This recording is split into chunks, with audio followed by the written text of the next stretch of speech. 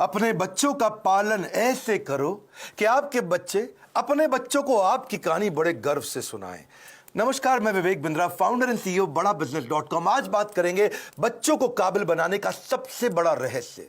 और वो क्या है सबसे बड़ा रहस्य? पेरेंटिंग की बात करेंगे। आज ऐसे टिप्स दूंगा, हिल जाएंगे। अभिमन्यु को चक्रव्यूह भेदने की सारी कला मां के गर्भ में ही सीखने का अवसर मिल गया था। प्रहलाद 5 साल से कम उम्र के अंदर सारे शास्त्र सीख गए थे। होलिका का दहन हो गया, लेकिन प्रहलाद का दहन नहीं हुआ। होलिका, जिसको आग में ना जलने का वरदान था, वो भी जल गई। पेरेंट्स वो पहले, they are first looking glass of their children. So to be in your child memory, बच्चों की मेमोरी में रहने के लिए आपको उनके जीवन में रहना पड़ेगा। सबसे पहले कितने भी झगड़े हो माता पिता के आपस में निपटा देने चाहिए। पेरेंटिंग है, मदरिंग फादरिंग नहीं है। मदर अकेले फादर अकेले नहीं, पेरेंटिंग दोनों चाहिए है। नुकसान बड़ा हो जाता है वरना। 1 साल तक बोलना और चलना सिखाते हो छोटे बच्चे को, आप 1 साल तक उसको बोलना चलना सिखाते हो, बोलो बोलो बेटा बोलो, सीखता है। और उसके बाद आगे कई साल तक आप उसको बोलते हो चुप बैठो चुप बैठो चुप बैठो चुप बैठो। बोलना भी बंद, चलना भी बंद, चुप बैठो चुप बैठो चुप बैठो। तो क्यों सिखाया 1 साल तक बोलो चलो, अब बोल रहे हो चुप बैठो। बच्चों को यह मत सिखाओ कि वो क्या सोचे, ये सिखाओ कि वो कैसे सोचे। Because a badly parented child is a lost child. परवरिश की परख जो होगी ना आपकी, वो इस बात से होगी कि बुढ़ापे में वो आपका कितना साथ देने वाले हैं। खराब परवरिश के कारण उसके सोशल स्किल वो खत्म हो जाते हैं, अनरिलायबल हो जाता है, अनस्टेबल, केयरलेस बच्चा होता है, आर्ग्यूमेंटेटिव होता है। आपका बच्चा रिजिड हो गया, जिद्दी है, रूड है, इनडिसिप्लिन्ड है, एंटी सोशल बिहेवियर हो रहा है, उसका अकेलापन महसूस करता है, कभी कभी पेसिमिस्टिक है, सेल्फ डिफीटिंग थॉट्स आते हैं, सीक्रेटिव है, बताता नहीं बातें अपनी, छुपाता है आपसे, सब कुछ छुपाता है, आपको दोस्त नहीं समझता, उसके अंदर फियर ऑफ फेलियर है। ये सब क्यों है? अगर आपकी पेरेंटिंग कमजोर है तो यही नुकसान होंगे। बच्चे बड़ों की बात सुनने में अच्छे नहीं होते, वो बड़ों को कॉपी करने में ज्यादा अच्छे होते हैं। भगवद गीता में कृष्ण ने कहा है, यद यद आचरति श्रेष्ठ तत्तद एव तरुजना। यद यद तत्तद, जैसा जैसा वैसा वैसा।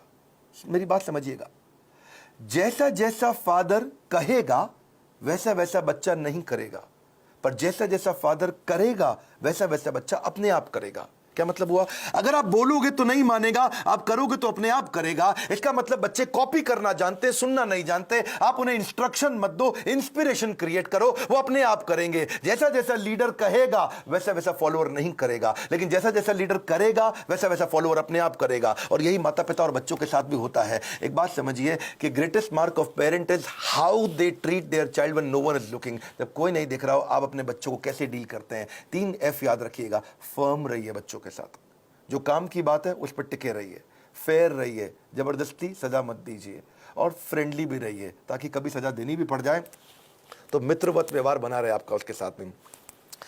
टेक्निकली ना 4 प्रकार के माता पिता होते हैं, मेरी बात को समझना। एक होते हैं अथॉरिटेरियन, जैसा बोला वैसा कर, जितना बोला उतना कर, ये अथॉरिटी है। एक होता है डेमोक्रेटिक, मिल बांट करके बात करते हैं, बच्चों की सुनते हैं। पहले के ज़माने में अथॉरिटेरियन चलता था, आजकल डेमोक्रेटिक ज़्यादा ठीक रहता है। डेमोक्रेटिक मतलब बच्चों को इन्वॉल्व करें, उनको इन्फॉर्म ना करें, बच्चों के साथ मिलकर चर्चा करें, उनके साथ समय बिताएं, उनकी भी सुने अपनी भी सुनाएं। और एक होते हैं परमिसिव, तेरा जो मन करता है कर ले, उसको जो चाहिए उसको दिला दिया, उसको जैसा गिफ्ट चाहिए उसको वैसा दे दिया, जो गाड़ी बाइक मांगता तुरंत दे दिया, जो मोबाइल चाहिए तुरंत दे दिया। परमिसिव, कोई मतलब ही नहीं है। लेकिन इससे भी ज़्यादा खराब है निग्लेक्टफुल, अनइन्वॉल्व। वो क्या है? बच्चा क्या कर रहा है, किससे दोस्ती कर रहा है, किसके साथ उठता बैठता है, कोई जानकारी नहीं है। कंप्लीटली नेग्लेक्ट कर रहे हैं।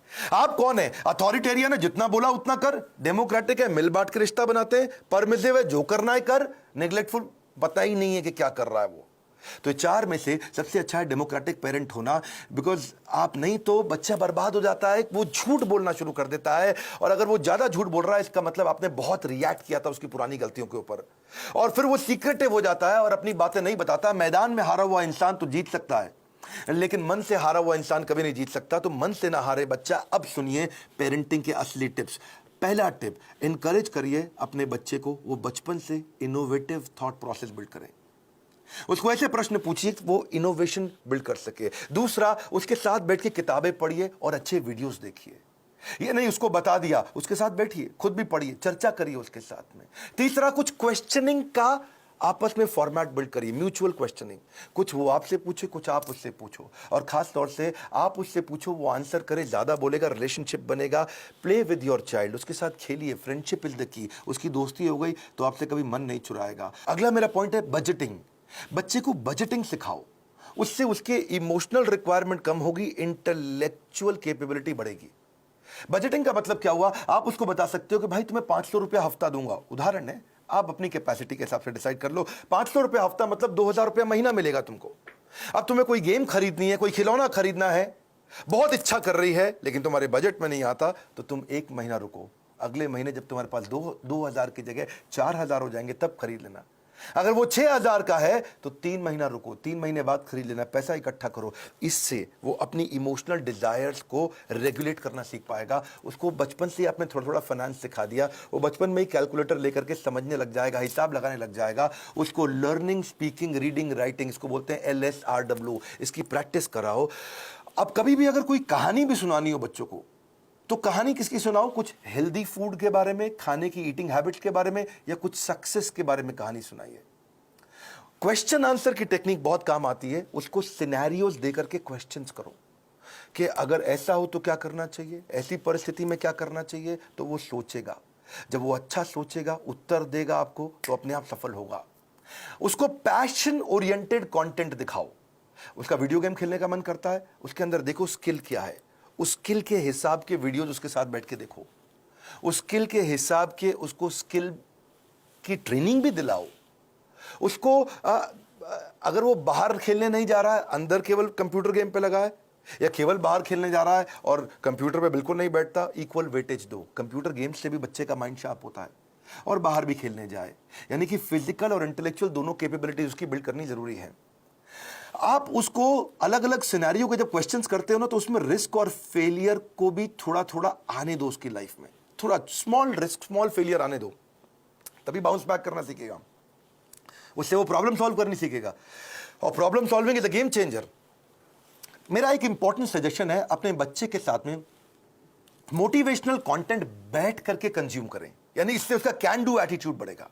मैं भी कर सकता हूं। मोटिवेशनल कंटेंट के लिए जो भी अच्छे वीडियोस हैं, केवल मैं मेरे वीडियोस नहीं बोलता हूं, कई प्रकार की इंस्पिरेशनल स्टोरी बेस्ड वीडियोस आते हैं, कई एनिमेटेड वीडियोस होते हैं। उसके साथ बैठो, देखो, उससे पूछो आपने क्या सीखा, फिर आप बताओ आपने खुद क्या सीखा, फिर वो बताए उसने क्या सीखा। तो इससे उसके अंदर कैन डू एटीट्यूड बिल्ड होगा, और हो सके तो थोड़ा ऑर्गेनाइज करने में उसकी मदद करो। उसके साथ बैठ करके देखो, अपने आप बच्चा ऑर्गेनाइज कभी नहीं होगा। बेड लगाना तो आप मत लगाएं, अगर आप माँ हैं, बच्चे को साथ में लगाएं कि हम दोनों मिलकर आज बेड लगाएंगे, हम दोनों मिलकर आज अलमारी सेट करेंगे, हम दोनों मिलकर आज वॉशरूम साफ करेंगे, हम दोनों मिलकर के आज अपनी स्टेशनरी को ऑर्गेनाइज करेंगे, हम दोनों मिलकर के आज किताबों के कवर चढ़ाएंगे।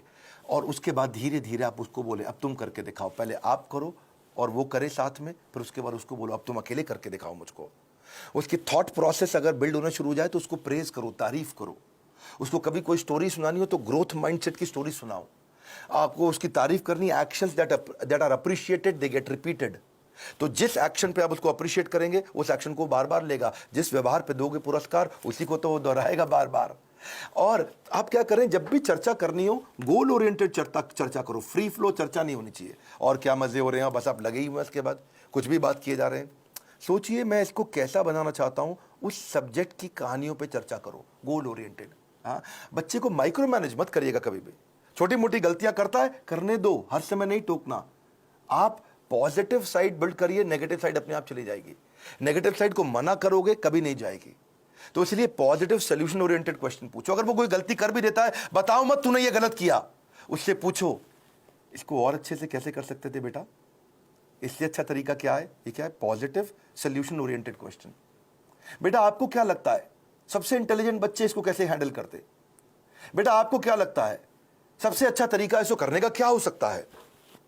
तो वो बेचारा कंपल्शन में आपको सही आंसर देगा। जब वो बार बार सही आंसर देगा, बार बार सही आंसर देगा, तो उसके संस्कारों में बैठना शुरू हो जाएगा, और धीरे धीरे वो वैसे ही प्रैक्टिस में भी आ जाएगा उसके। इसके बाद इसी का तरीका, इसी को बोलते हैं इन्वॉल्विंग पेरेंट बनना, इन्फॉर्मिंग पेरेंट नहीं बनना है आपको।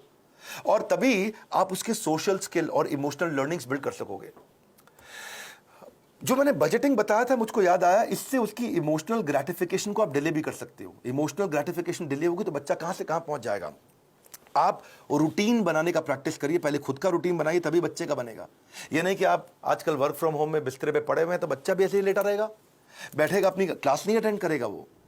तो और क्योंकि आप स्ट्रगल करते हो रूटीन फॉलो करने में और वो भी ये स्ट्रगल करने लग गया, तो पूरा परिवार आगे बढ़ेगा, इंप्रूव करेगा। उसको अगर और स्टोरी सुनानी हो, जैसे मैं स्टोरी की बात बार बार कर रहा हूं, तो डिसिप्लिन की स्टोरी सुनाओ। और अगर वो डिसिप्लिन नहीं है तो चिल्लाओ मत, डिसिप्लिन की कहानी सुनाओ, तभी धीरे धीरे इंप्रूव करेगा बच्चा। अगर आपने उसको बोला ना, बेटा सॉरी बोलो, आंटी को सॉरी बोलो, बेटा तुम गलत कर रहे हो सॉरी बोलो, सॉरी बोलो, समझ नहीं आ रहा मैं कह रही हूं सॉरी बोलो, बड़ा बेकार बदतमीज बच्चा, सॉरी बोलो। तो वो क्या करेगा, उसको लगेगा सॉरी बोल दूंगा बच जाऊंगा, अच्छा सॉरी, उसको लगा ले मम्मी चुप हो गई, ठीक है आगे से मत करना। अब वो चला गया, उसको लगा देखो जल्दी बच के निकल गया मैं, सॉरी बोलो सॉरी बोलो सॉरी बोलो, कुछ नहीं होगा, सॉरी सोचो, सॉरी सोचो। डीलिंग ठीक नहीं करनी है, फीलिंग ठीक करनी है, कंटेंट ठीक नहीं करना है, इंटेंट ठीक करना है। फ्रूट्स बाद में मिलेंगे, पहले रूट्स चाहिए आपको। तो डिसिप्लिन की स्टोरी सुनाइए उसको, ताकि वो थॉट प्रोसेस बिल्ड हो जाए। पब्लिक में उसकी बेइज्जती कभी मत करो, आपको पब्लिक में उसकी तारीफ करो। बेइज्जती कभी करनी है, या बेइज्जती मतलब थोड़ा करेक्शन भी देना है तो प्राइवेट में करो, अकेले में करो। क्योंकि कंपेयर, कंप्लेन, क्रिटिसाइज ये कैंसर है। रिकॉग्नाइज, रिफॉर्म, रेक्टिफाई यही उसको ग्रोथ देगा।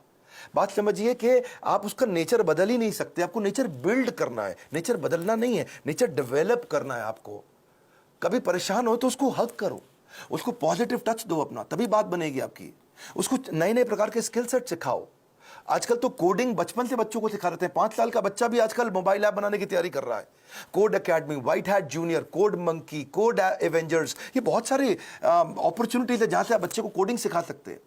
उसकी सेल्फ एस्टीम की बकेट को आप भर पाओगे इससे। एक्चुअली सेल्फ एस्टीम से याद आया, एक होता है इमोशनल कप। हर बच्चे का एक इमोशनल कप होता है, इसको ऐसे समझो।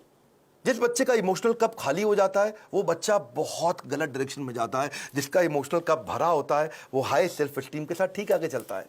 इसके लिए आपको love, affection, sense of security और अटेंशन देना पड़ेगा, उसका इमोशनल कप भरा रहे। अगर आपने उसके साथ खेले, फ्रेंडशिप किया, क्वालिटी टाइम दिया और प्रेम किया, उसको प्रेज किया, अप्रिशिएट किया, उसका कप भरा रहेगा। लेकिन अगर आप उसको पब्लिक में बेइज्जती किया, क्रिटिसाइज किया, एब्यूज किया, निगलेक्ट किया, उसका ह्यूमिलिएशन किया, उसको पनिशमेंट दिया बिना किसी रीजन के, वो अकेलापन महसूस करता है, फेलियर महसूस करता है, रिजेक्टेड महसूस करता है, उसका इमोशनल कप खाली हो जाएगा बिल्कुल। और फिर वो इमोशनल कप भरने के लिए कहीं बाहर जाएगा, किसी और के पास जाएगा, गलत दोस्तों के पास जाएगा, गलत जगह पे जाएगा, गलत वेबसाइट्स खोलेगा। वो लोगों से अपने इमोशनल कप को भरने के लिए खींचेगा तरीके, मिसबिहेव करेगा अटेंशन गेन करने के लिए, मैनिपुलेट करेगा, जेलसी हो जाएगी उसको दूसरों को देख के। आइसबर्ग देखा है आपने? आइसबर्ग को समझो आप, इससे समझ आएगी आपको बात। आइसबर्ग होता है वो बर्फ की चट्टान जो समुद्र के अंदर होती है, लेकिन 10% दिखती है, 90% पानी के नीचे होती है। आइसबर्ग में पानी के नीचे बहुत बर्फ है, वो दिखती नहीं है, दिखती 10% है, खाली ऊपर ऊपर। बच्चों की जिंदगी भी ऐसी आइसबर्ग के जैसी है। अगर उनका एंगर, उनका स्क्रीमिंग, वो चिल्ला रहा है, वो कोई बात छुपा रहा है, वो वायलेंट हो गया है, अग्रेसिव हो गया है, वो रो रहा है, ये खाली 10% ऊपर दिख रहा है, इसके नीचे 90% बहुत कुछ था। उसकी एंग्जाइटी, फ्रस्ट्रेशन, उसका डिस्ट्रेस, उसका ट्रस्ट ना कर पाना, उसका फेलियर, उसका ग्रीफ, उसका अनश्योर होना, उसका स्ट्रेस में होना, अटैक्ड महसूस करना, उसका हर्ट महसूस करना, उसका वरिड, अलोन, लोनलीनेस फील करना, ये सब समुद्र के नीचे था। और समुद्र के ऊपर क्या है? थोड़ी सी बर्फ दिख रही है। आप उस बर्फ को लेकर ट्रीटमेंट कर रहे हो, जो नीचे दिखती हुई बर्फ को लेकर कर रहे हो, जो नीचे छुपी हुई बर्फ है, उसको ठीक करना है।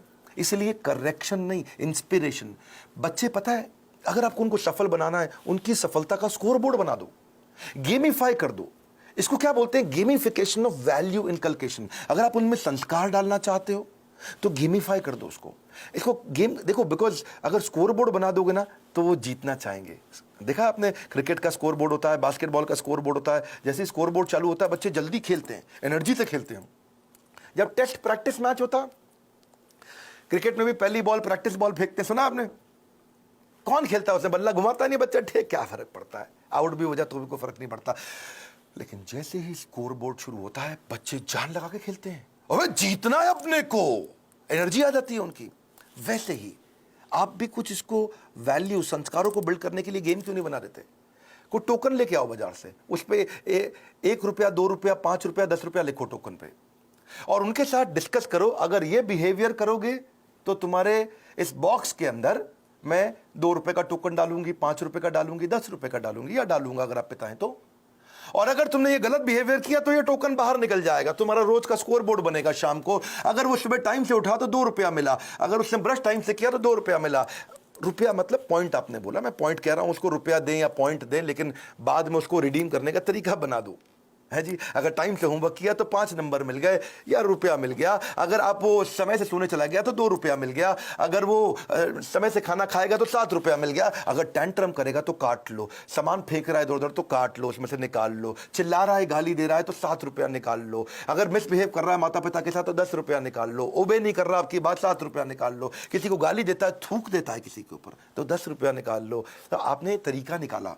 इससे क्या होगा, शुरू शुरू में तो पॉइंट के चक्कर में वो अच्छे बिहेवियर्स को प्रैक्टिस कर जाएगा, पर आने वाले समय के अंदर वो उसकी आदत बन चुकी होगी, वो उसके बिहेवियर में, उसकी प्रैक्टिस में आ चुका होगा, और फिर उसकी लाइफ से, इसको बोलते हैं गेमिफिकेशन। बच्चे को अकेला मत छोड़ो इतना। बच्चों के आंसू ना कड़वे होते हैं, उन्हें मीठा करना है आपको। उसकी जिज्ञासा गहरी होती है, उसको शांत करना है। उसका दुख बहुत तीव्र होता है, इससे उससे ले लो। उसका हृदय कोमल है, उसे कठोर मत बनाओ। Your children will become what you are, so be what you want them to be. बड़ी सिंपल सी बात है भैया। अगर आप दोनों का आपस में झगड़ा भी है, पति पत्नी का, बच्चों के लिए सुलझा लो। आओ साथ में बैठो, बात करो, प्यार करो दूसरे को, ताकि बच्चे का जीवन सुरक्षित हो सके। ये फादरिंग नहीं है, मदरिंग नहीं है, ये पेरेंटिंग है। गलती किसी की भी हो, आप दोनों में से ईगो को साइड में रखो, बच्चे को और सिखाओ, आगे बढ़ाओ। हमने भी बच्चों के लिए बहुत प्रोग्राम्स बिल्ड किए हैं। मैंने बच्चों का एक प्रोग्राम एंटरप्रेन्योरशिप का लेकर के आए, जिसको हम बोलते हैं एवरीथिंग अबाउट एंटरप्रेन्योरशिप।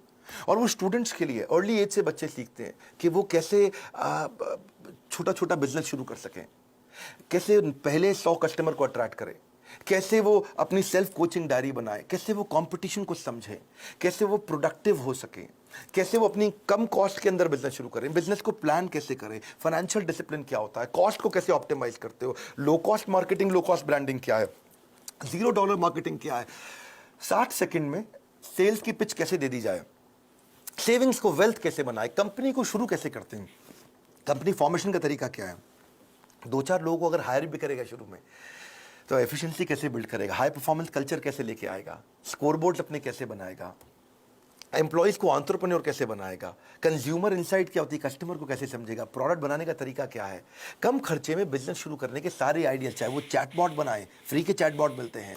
तो ऐसी बहुत सारी चीज़ें हमने एवरीथिंग अबाउट एंटरप्रेन्योरशिप में सिखाई हैं। अगर आप चाहते हैं आपका बच्चा भी एंटरप्रेन्योरियल माइंडसेट को बिल्ड कर सके बचपन से ही, तो उनको इन कोर्सेज में ज्वाइन कराइए। इस समय बच्चों के लिए हमने 50% डिस्काउंट रखा हुआ है। और अगर ये पेरेंटिंग के टिप्स आपको काम आ रहे हैं, मैं रिक्वेस्ट करता हूं सोचो ये किस किस को काम आ सकते हैं। ईमानदारी के साथ थोड़ा 2 मिनट और लगा लीजिए। आपने इतना समय लगा लिया है तो आप सीरियस है कंटेंट को लेकर के, क्योंकि आपने इतना समय लगाया। अब सोचो कि किसको फायदा होगा, किसके बच्चे बिगड़ रहे हैं, किसके बच्चे खराब हो रहे हैं, कौन बच्चे से परेशान रहते हैं माता पिता, उनको ये वीडियो अलग अलग व्हाट्सएप ग्रुप में शेयर करो, अपना मैसेज भी लिखो, अपने नोट के साथ शेयर करो। तो मिलते हैं कल सुबह 8 बजे दोबारा अपने पॉडकास्ट के अगले एपिसोड में, एक्सक्लूसिवली मेरे फेसबुक, इंस्टाग्राम पेज या ट्विटर हैंडल पे। और हां, शेयर जरूर करिएगा इस मैसेज को। Sharing is caring. शेयर करने से सामने वाले का लाभ होता है, और ऐसा मैसेज शेयर करने से आपकी भी तो इज्जत बढ़ती है। हमारे साथ जुड़े रहने के लिए प्रेम पूर्वक धन्यवाद।